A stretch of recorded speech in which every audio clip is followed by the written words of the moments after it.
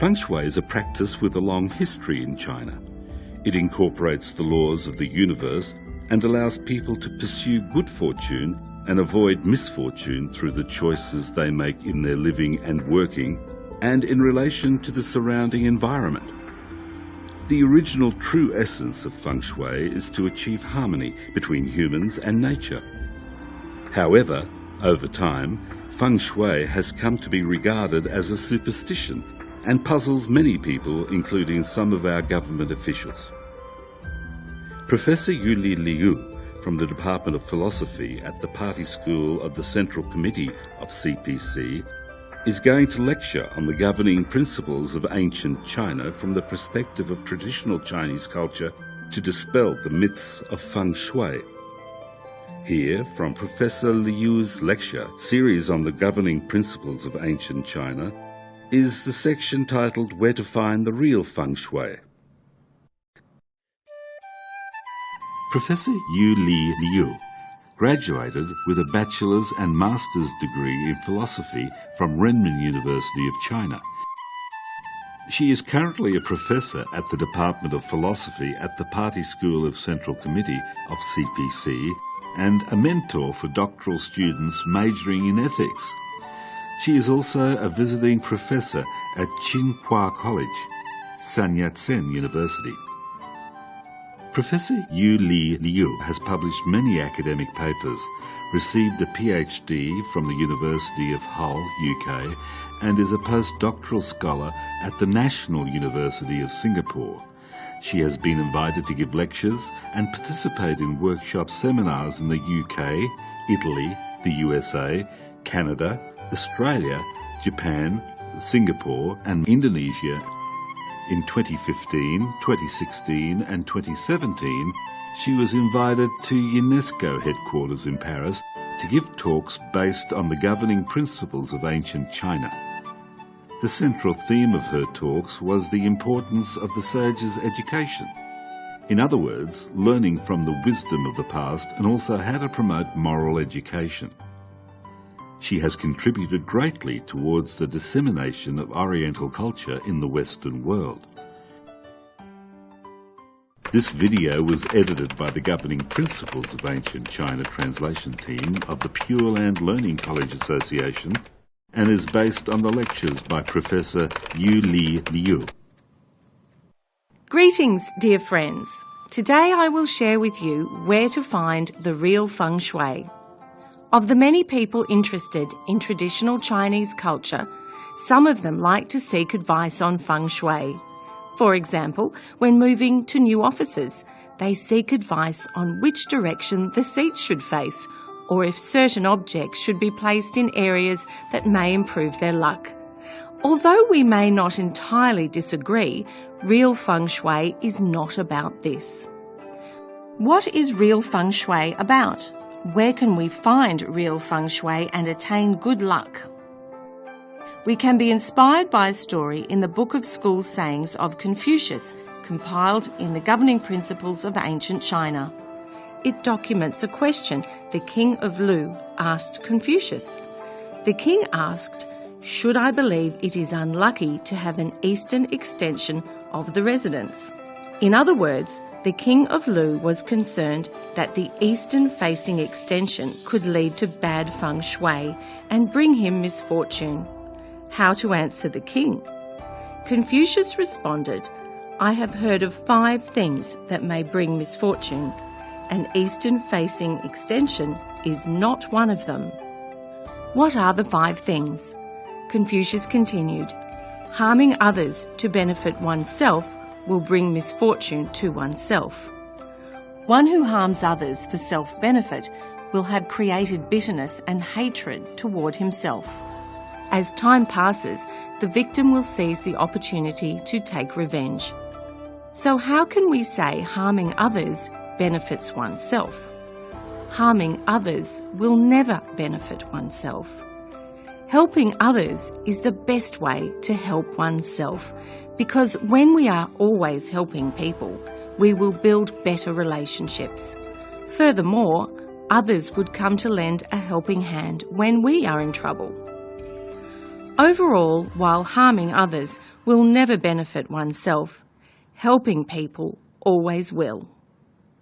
Second is abandoning the elderly for the young will bring misfortune upon a family. We should be able to understand this in today's society. People abandon the elderly and do not care for their parents. They focus all their attention on their children. What is the result? Their children will become spoiled, self-centred little princesses and princes. This has now become a very serious problem. For example, suppose parents did 10 things for their child, but one of those 10 things did not satisfy the child. The child would become very angry. How do we explain this? It's because we no longer study the classics that have been passed down from the ancient sages. Neither do we practice these teachings in the education of our children. The sages of the past used a tree as an analogy to describe the relationship of a family. The fruits of the tree are the children. The trunk represents the parents, and the roots are the grandparents. Using this analogy, if we hope to have abundant, healthy fruits, which part of the tree should receive the water and fertiliser? We should water and fertilise the roots of the tree, so they will prosper and grow. The tree will then bear abundant fruits. However, most parents nowadays focus all their attention on their children. It's as if they were giving the nutrients to the fruits instead of the roots. Unable to absorb the nutrients, the fruits would rot. And since the roots could not get enough nutrients, the whole tree would become sick. We can thus see how abandoning the elderly for the young will bring misfortune upon a family.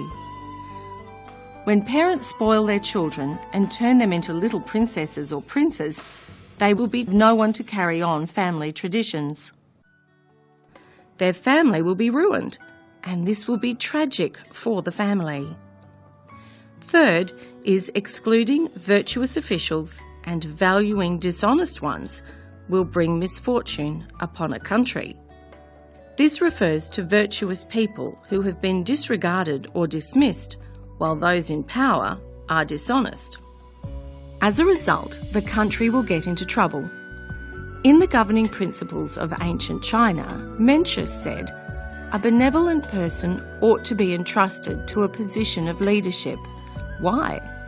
Because placing a dishonest person in a position of authority would be equivalent to spreading his evil deeds, which would have a negative impact on society and affect the majority of people.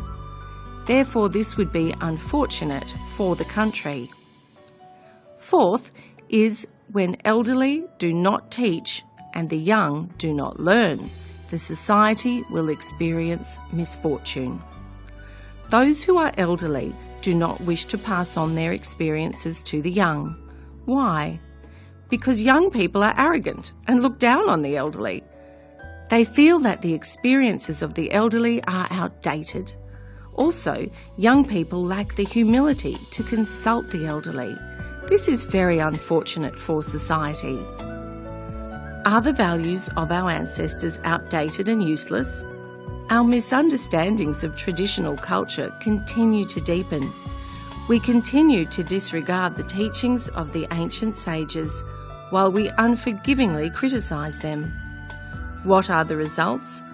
Undutiful children harm, even kill, their parents. Siblings fight with one another and take each other to court merely for the sake of trivial assets. No one will compromise. Husbands and wives do not love each other and no longer care for one another. There is no gratitude or morality within their relationship. We also see that there is no trust among friends, while people continue to deceive one another. There is no honesty and trustworthiness. These conditions are the results of neglecting traditional, moral and ethical education. Therefore, when the elderly do not teach and the young do not learn, the society will experience misfortune. The last one is, when sages withdraw and fools wield power, the world will experience misfortune. Why do people with virtue, morality and knowledge retire from the world? As the Chinese say, if placed in a position with authority, a virtuous person would help all the people in the world. If without a position and authority, he would perfect himself through self-cultivation. This means that if one has the chance to serve the country using what he has learned, he should do so to help all the people and contribute to the country. So, why would sages withdraw? Because their abilities are not recognised and they are not entrusted with responsibility or authority. Therefore, given no other alternative, they would retreat and try to improve themselves instead of working alongside those corrupting the world. Many people today work for immediate benefits and fight for personal gains. As those who are virtuous would not join these people, the virtuous people would be discriminated against and bullied. They would not be given opportunities and may be picked on for no reason. So what should they do in such a situation? The only option would be to take a step back. In this way, they may still be able to help other people. Therefore, the reason why sages chose to retreat was because their virtue was not recognised and respected. They were unable to use their abilities, so they would rather withdraw, and people without virtue, knowledge and wisdom would assume leadership positions. Such an outcome is the world will experience misfortune. After discussing the 5 reasons for misfortune, Confucius said that an eastern-facing extension is not one of them. Based on this story, we conclude the real Feng Shui affecting one's luck lies in one's own heart. In Liao Fan's 4 lessons, it is said, all the fields of merit are within one's own heart. If one seeks from the true mind within, one can be in touch with all that one wishes for. So where does one's luck or merit come from? It is irrespective of whether you have good or bad Feng Shui. Luck and merit come from one's heart. Likewise, Feng Shui can only be changed by one's heart. Ancient sages also said, a fortunate person lives in a fortunate place. A fortunate place will house a fortunate person. A fortunate person always lives in a place with good Feng Shui, even if the place of residence was not a good place to begin with. After a virtuous person has stayed there for a period of time, the Feng Shui of that location will change and become better. A place of great Feng Shui can only be found in the residence of a person of merit and virtue. Previously, Professor Liu quoted a conversation between Confucius and King of Lu from the governing principles of ancient China in relation to Feng Shui. Confucius has warned us of the 5 inauspicious things that bring misfortune. Professor Liu further told us that in the heart of each person there is a field of merit. This is where the real Feng Shui can be found. Whether Feng Shui is good or bad depends on our heart. Ancient Chinese told us the fields of merit need to be cultivated by hearts. Only a virtuous person is able to cultivate the fields of merit well. How can we cultivate fields of merit well and make them good places with great Feng Shui? Let us continue with lectures on the governing principles of ancient China, where to find the real Feng Shui. Cultivating well our fields of merit is the way to make the best Feng Shui and obtain good fortune. The ancient Chinese emphasized that all the fields of merit are within one's own heart. How should we cultivate our fields well to make the best Feng Shui our reward? Among the fields of merit, 3 are considered the most important. They are the field of gratitude, the field of respect, and the field of compassion. Therefore, when we want to see whether someone will have good feng shui and great future success, or if the person has virtue, we can examine that person from these three aspects. Let's talk about the first field of merit, gratitude. If one is grateful and knows to repay the kindness received from others, one is cultivating and amassing merit and will attain great feng shui. This person will undoubtedly have a bright future. This is one of the reasons why Chinese people emphasize filial piety towards their parents, which is cultivating the field of gratitude. Should we be grateful to our parents? Of course. In our lives, our parents are the people who have given us the most and best unconditional kindness.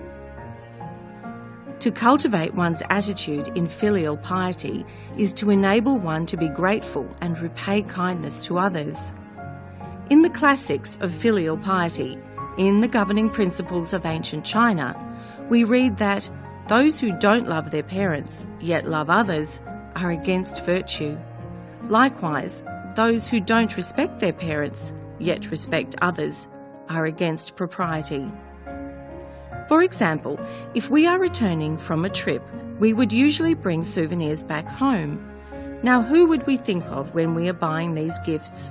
Which gift would we put more thought into? Most likely our business partners, our superiors, and those who have an influence on our future development. We always would give special attention to gifts for them. How about our parents? Sometimes we don't even think about them. This is a self-benefit mindset and has nothing to do with gratitude.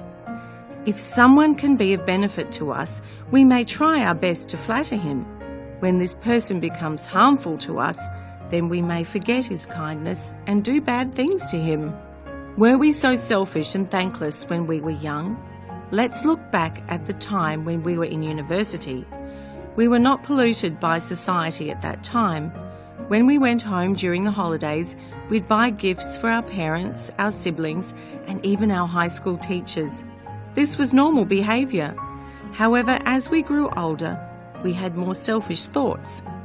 When we continued to buy gifts, we only thought of our leaders and our business partners, while we neglected our parents. This is disregarding virtue and propriety. This shows that we do not possess the proper virtue and the proper principles when dealing with people and matters. We have developed a selfish mind. Consequently, no matter what we do, how well we might perform in our career, or even how much money we earn, if we do not show our love to our parents, then our days of good fortune are numbered, and we will be doomed to failure one day. Professor Liu quoted from the governing principles of ancient China and explained the 5 inauspicious things that bring misfortune. She further explained that there are fields of merit in our heart and we should learn how to cultivate them to make the best feng shui and bring good fortune to us. These fields consist of gratitude, respect and mercy. To cultivate these fields of merit properly, one must first cultivate the field of gratitude and be grateful for its source of kindness. This can be shown by our filial piety towards our parents and our gratitude towards teachers, superiors, leaders, friends, and all those people who have shown us kindness. It can even be shown by our gratitude towards our country, life, nature, etc. If we are grateful, willing to help others at any time, and trying to repay the kindness of others, then we would certainly become a person of great virtue. Now that we understand gratitude in one of the fields of merit, let's continue on to 2 other fields of merit, respect and compassion. The second field of merit is respect. Everyone should show respect. A heart of respect can also determine whether people have potential in their career. In the Analects, a disciple of Confucius said, "When a virtuous person is respectful and courteous to all, he will have people all over the world as his brothers." Why? because a virtuous person is courteous, respects everyone, and is always willing to help those in need. Thus, wherever he goes, people will treat him as a brother. We, as students of traditional Chinese culture, have had similar experiences. We encounter like-minded people who are also students of traditional Chinese culture when we travel to different provinces and cities across China, giving lectures on traditional Chinese culture. It thrills us to meet them because it's almost like seeing our own siblings. They are friendly and always thinking about our needs. Alternatively, we often see that young people today cannot interact well with others for 1 month or even 1 week. They do not seem to be able to get along with other people. Why? It's because, having been raised as little princesses and princes, their wants and desires have been the family's primary concern. Therefore, they have become selfish in their thoughts and behaviour. Once these children have grown up and interact with others, it is not unusual to see conflicts arise. Therefore, we can clearly see the importance of having respect for others. This is why we are advocating the teachings in Guidelines for Being a Good Person, D.Z. Gui. It teaches basic proprieties, while the essence of propriety is respect. In the Book of Rights of the Governing Principles of Ancient China, it is said, "Respect all," which means we must respect everything. Through the study and implementation of Guidelines for Being a Good Person, we learn to respect our parents, siblings and friends, and further, we learn to respect everyone. The whole book is about respect.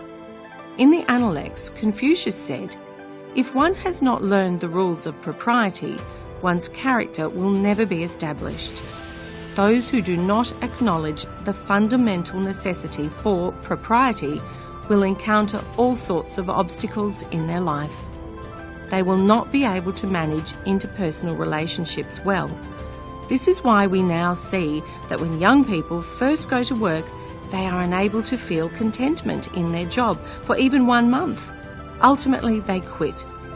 It's because they do not understand the fundamental concepts of propriety.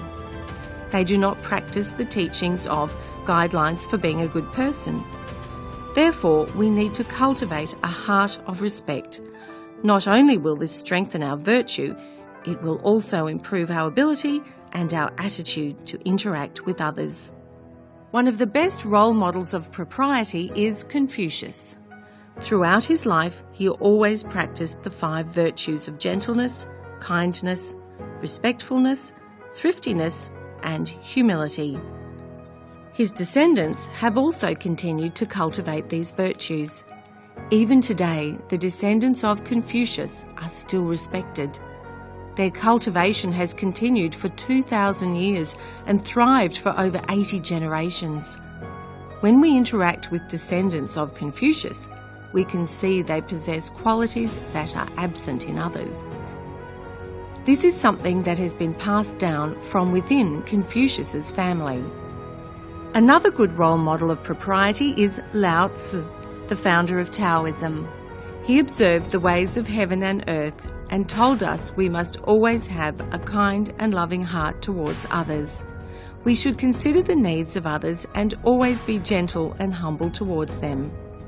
If we practice in this way, others will always welcome us wherever we go, and we will live a happy life. Therefore, we should learn from the ancient sages and respect all with propriety.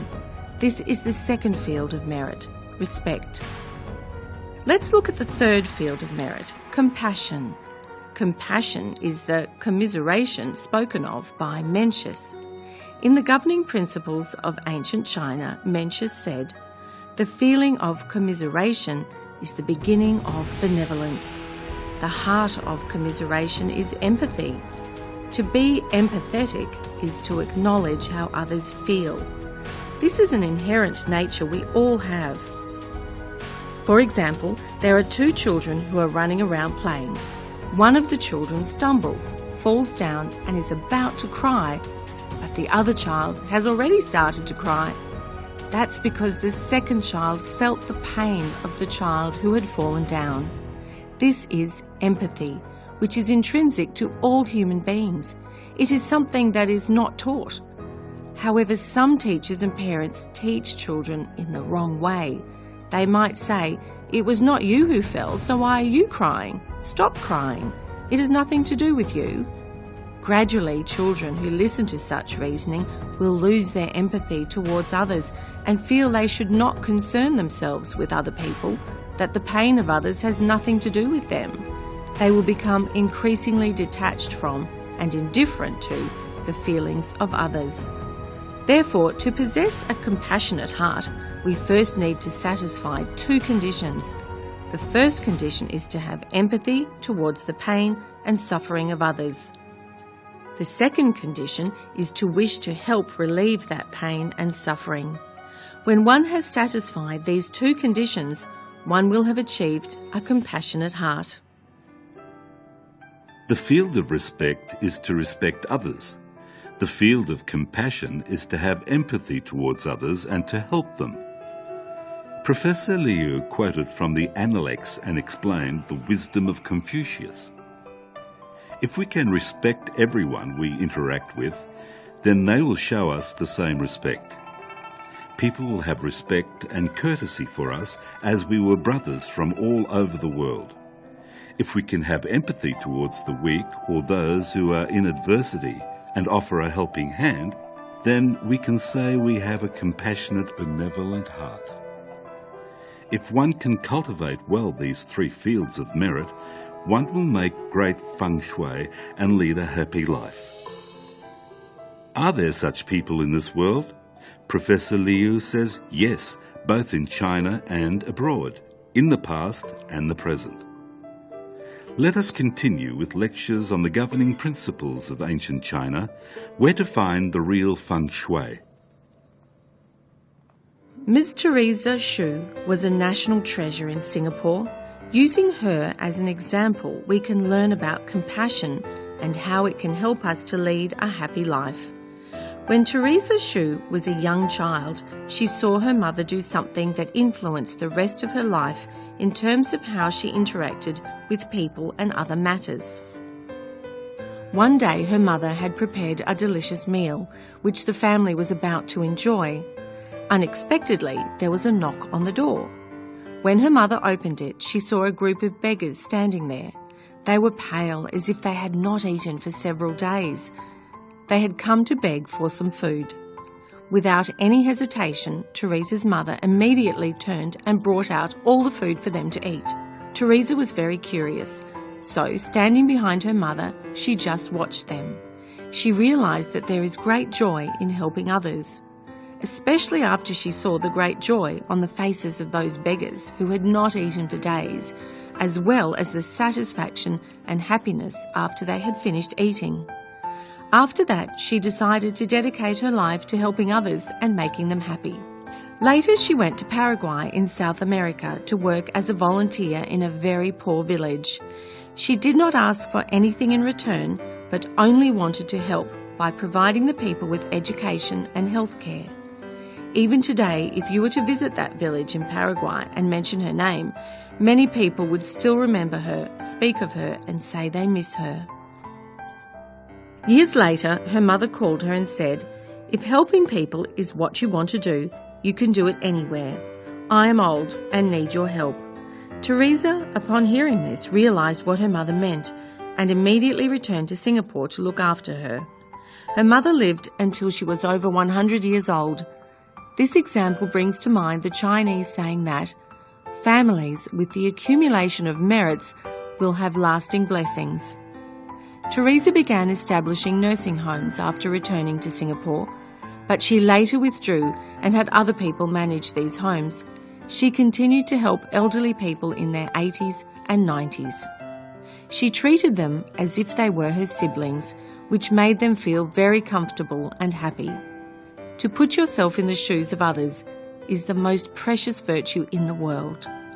When Teresa Shui was helping others, she empathised with what they felt and genuinely provided the care they needed.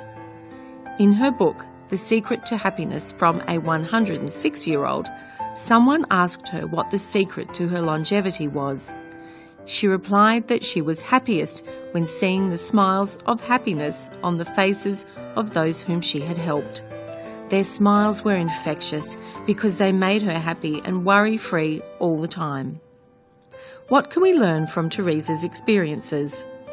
Cultivating well the fields of merit in our heart can bring us the best feng shui with great good fortune. Also, our empathy and mercy can help us to become benevolent. Having a kind heart allows us to live an honest life that is free from worry. Another Chinese saying is, a benevolent person will gain longevity. A kind-hearted person will be in a good frame of mind, which is good for their health. Professor Liu used the example of Singapore's own Mother Teresa, a woman who dedicated her entire life to charity, to show us that being a noble person is not something beyond the reach of anyone's capability. We just need to have a heart of compassion, vow to do good deeds through charity, and establish good relationships with others. Once we do this, we too can become a noble person. This will bring us calmness, fulfillment, happiness, and longevity. So naturally, the field of merit in our heart will become the best feng shui. To sum up, how can we find the best feng shui and attain the best good luck and good fortune? The fields of merit need to be cultivated by hearts, because all the fields of merit are within one's own heart, wherein lies the real feng shui. That is all for today. Thank you.